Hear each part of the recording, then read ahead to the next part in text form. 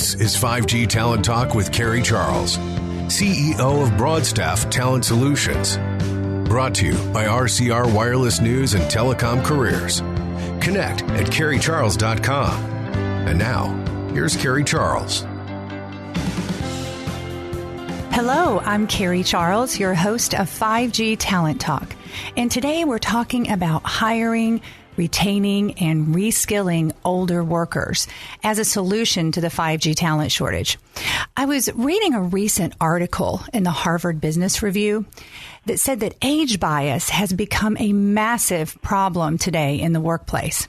In fact, 58% of Americans over 50 say that they face discrimination, and 75% think their age is a disadvantage when looking for work. You know, just last week, I was approached by a highly experienced individual at a conference, and he said, Carrie, am I just too old to get a job? No one will give me a chance.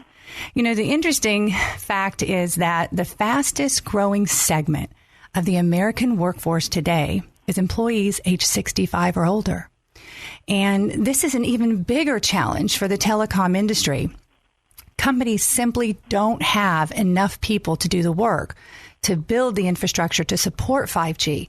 And this isn't just about tower techs. There's a shortage at all levels. So today we want to talk about this issue and how companies can expand their workforce by hiring, retaining, and reskilling older workers. And we have with us an expert in generational diversity. Very excited to have her on the show today, Miranda Allen. Miranda is a world-renowned speaker, published author, and motivational coach. She serves as the CEO of Radio Frequency Safety International, RSI. She is on the FCC's BDAC Job Skills Working Group. That's a mouthful. Very important role, though. It's a committee focused on job skills and training opportunities for the broadband infrastructure deployment workforce. Miranda is a nationally known subject matter expert on RF compliance, workforce development, and generational diversity and inclusion. Thank you, Miranda, for being with us today. Thank you for having me. It's a really exciting time in our industry, and it's a really exciting topic. So I'm glad to be here and dive into this. Great. So tell us a little bit about your role with the FCC Workforce Committee. It's a really interesting opportunity, and I was nominated by NATE, the National Association of Tower Erectors. I've worked with them for over a decade on a variety of different workplace issues and topics, and I serve on several of their committees. So I was nominated to serve on this committee, and our goal, as you said, is to develop recommendations to make it more widely available to improve job skills and training and development opportunities for broadband infrastructure and workforce development. And not a day goes by that we don't hear about the workforce shortage in our industry. It's probably the number one issue that we have right now. We're trying to win that race to 5G, and if we don't have the workers to do the build-outs, we simply can't do that. So the goal of our committee is to really dive into the issues. It hasn't been studied. There's not a lot of data on what's actually occurring. We just know what industry is telling us. So I am actually the chair for a subcommittee whose stakeholders are the workers and the students. And we have spent months researching and discussing, talking with subject matter experts, and then, of course, working as a committee to discover what some of the core issues are with workforce and what we could do to formulate some recommendations. So we dove into this, and it's been a really interesting challenge. People on that committee are very diverse, from educational institutions to telecom professionals and anywhere in between. There's trade groups. And together we have figured out a lot of things, and we've learned a lot of different types of issues that are being faced, and we're coming up with solutions as well. So, Miranda, from what you're seeing out there, is age discrimination a problem for our industry? Definitely. It is actually one of the top EEOC complaints. Groups like Google, IBM, Lockheed Martin, just to name a few, have settled lawsuits for it. And age discrimination is really a huge issue. Those over 40 are a protected class. The Age Discrimination in Employment Act was a law that prohibits discrimination of any kind. It was one of the laws passed in the 1960s along with the Equal Pay Act and the Civil Rights Act. So it's definitely an issue. As you said, 58% of workers over age 50 report that they were pushed out of their jobs by employers before they were ready to retire. And that's a huge problem because in the next 4 or 5 years, 35% of our workforce will be 50 or older. And 8% of them, which is about 13 million workers, will be 65 or older. So age discrimination is definitely a problem. 2/3 of workers are saying that those over 45 have had some type of age discrimination, and 6 out of 10 workers have seen or experienced that discrimination themselves, while 90% actually say it is very common in their workplace. So I think we definitely have an issue. I think the settlements and the lawsuits, as well as the EEOC complaints, are certainly a problem. And quite frankly, we're really hurting ourselves by not engaging with this greatly experienced workforce. So what's causing this problem? You know, there's a lot of things that are happening. And one of the things I think is the unconscious bias. A lot of times there is a bias there that the hiring manager or the companies don't even realize that they're doing to themselves.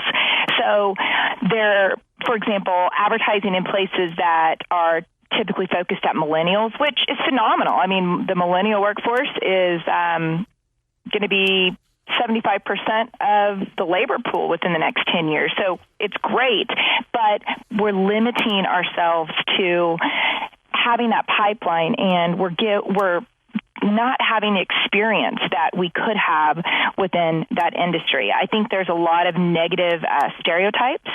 They're things like they're not technologically savvy, or they get sick more often, or they're stubborn, or they're less productive. And we've all heard the million different things that have been said, but there is just that overall bias. And it's kind of interesting because a lot of times we think, well, they want more money, or we can't afford to keep them. And really, that's not true. As long as that overall profile and the job description and the salary range is there, if older people are applying for those positions, they want them for some reason or another. And by excluding them, we're really limiting the opportunity to expand that workforce. And we have to be able to fill those positions because every single person I talk to has open positions at all different levels.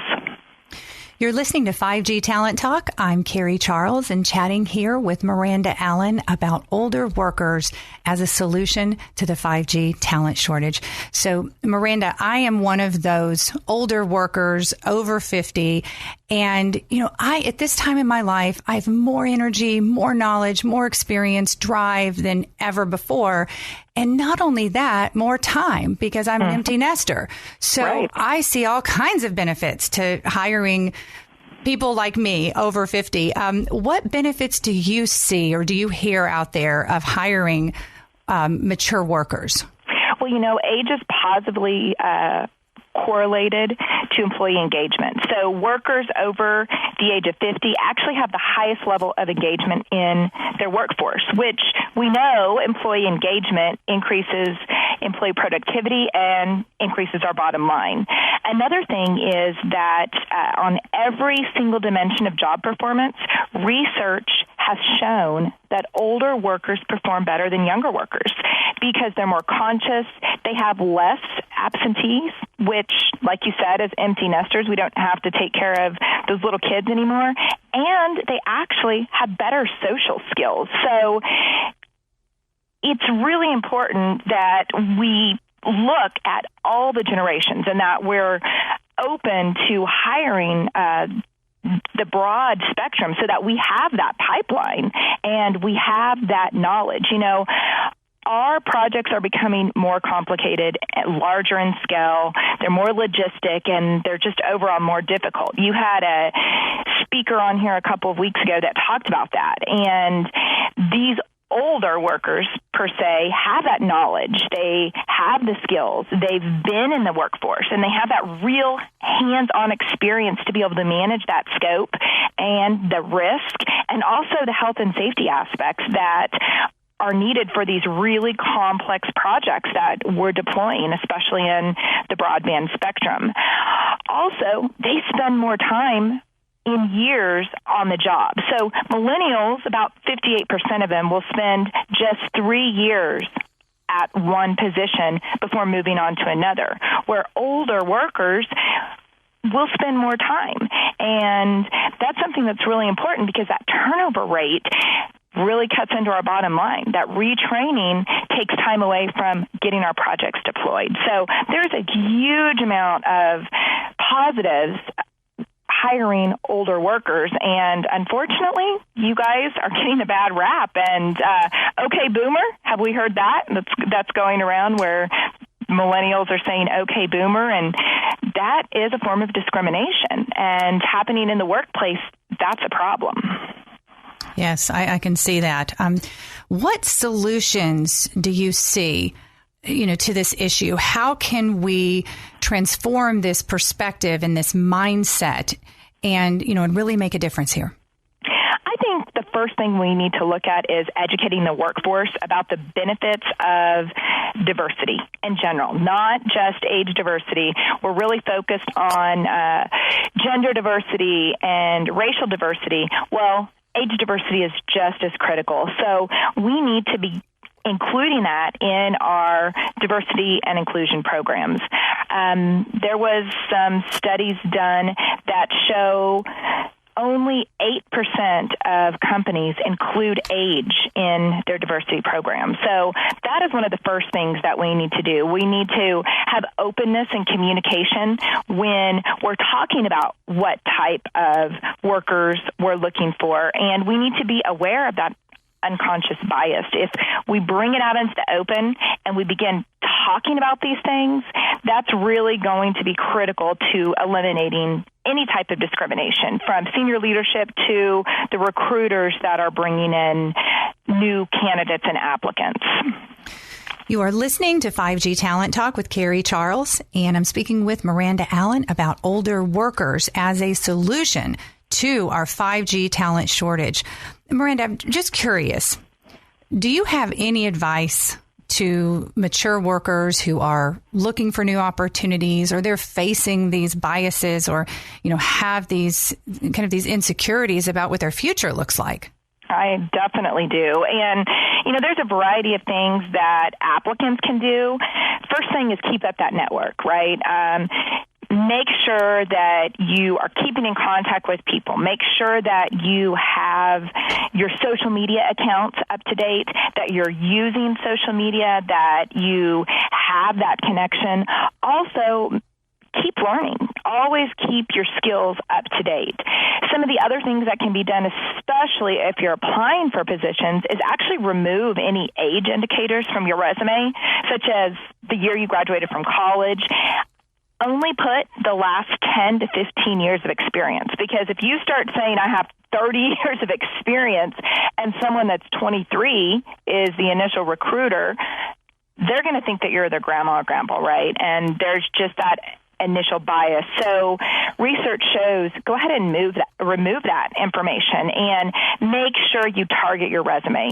It's got to be customized, and they've got to have those keywords. I'll tell you, I did my own little experiment, and I wanted to see how the systems worked that were applicant tracking, where the software actually reviews your application and decides if you make it to the next level or not. And I found out personally, I started applying for positions probably about 8 to 10 months ago to see if I could make it through, doing my own little research. And I didn't target the exact keywords, and I'll tell you, I didn't make it through the initial level. I never got a call back, and I never got an interview. So there's a few issues right there, right? As applicants, we need to target. But secondly, think about how many employees, regardless of their age, are not getting through that first level recruitment.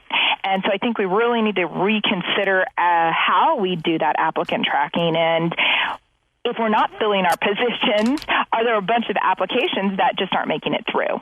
So we really need to look at those statistics. Some other things that I see that employers can actually do that senior leadership can encourage is to be open to that diversity. As we talked about, focus on diversity as a whole and talk about how that increases morale and revenue. We can do reverse mentoring. There's a lot of job training opportunities that we can do as well.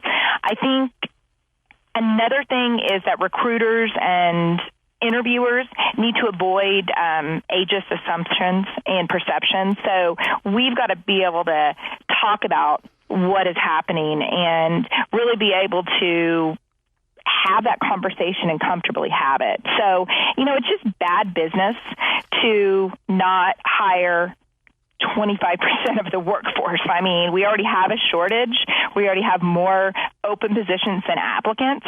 So when we limit ourselves with these preconceptions, we're hurting our company and our industry as a whole because we're not able to fill the positions that we need, which make us competitive and win that race to 5G. What a powerful experiment, Miranda. This issue could get even worse with bots and artificial intelligence pre-screening the candidates. So it's something that employers and HR departments and recruiters have to pay attention to because they could have some incredible talent that's slipping through their fingers. Miranda, any final thoughts before we close? This has just been phenomenal information, and I'm sure you could talk for hours about the subject. Exactly. I'm very passionate about it. I think some of the final thoughts are that employees of a variety of age need to be incorporated in businesses. It's just good business because when we have those ages and those experiences, we have a pipeline and we continue to grow our organizations. Boomers are becoming better educated than most generations. They're, as you said, healthier. The 65-year-old today actually has the same risk of dying or having serious illness as those in their mid-50s did just a generation ago. So I think we're starting to see that there's a lot of opportunities and we're missing a lot of different ages, but we've got to do better. And, experience and workplace wisdom can't be replaced. It doesn't matter if we have robots or artificial intelligence. There's just certain things that cannot be replaced. And so we need to work harder. We need to do better as an industry because we have this huge shortage and we can lead the way. We can really say, hey, we're going to include everyone. And these are why we're doing this. And bottom line, it really does increase our revenue. And that's good for everyone, right? It's good for society. It's good for the workers. It's good for the companies. And it's good for us to win that race to 5G. Miranda, where can our listeners reach you? Well, we have a website. It's rsileadership.com. And actually there is some free downloads, and one of them is on generational diversity and inclusion. I have another on company culture. So I started researching this issue and becoming passionate about 10 years ago out of a necessity for my own organization. I saw a lot of intergenerational conflict, and I wanted to see how to manage that. And so there's a lot of information on my website. Of course, you can find me on the typical places like LinkedIn. I have RSI Leadership there. I also have a group called Generational Inclusion, working together, Boomers, Millennials, Gen X, and Z. And then, of course, I'm on Twitter as well. Great. So, Miranda Allen, thank you for joining us today for this enlightening conversation. And thank you for listening to this episode of 5G Talent Talk, brought to you by RCR Wireless News, Telecom Careers, and Broadstaff Talent Solutions. We'd love to hear your feedback. Connect with me at carriecharles.com. Meet you on the next episode. You've been listening to 5G Talent Talk with Carrie Charles, CEO of Broadstaff Talent Solutions. Brought to you by RCR Wireless News and Telecom Careers. Connect with Carrie at carriecharles.com.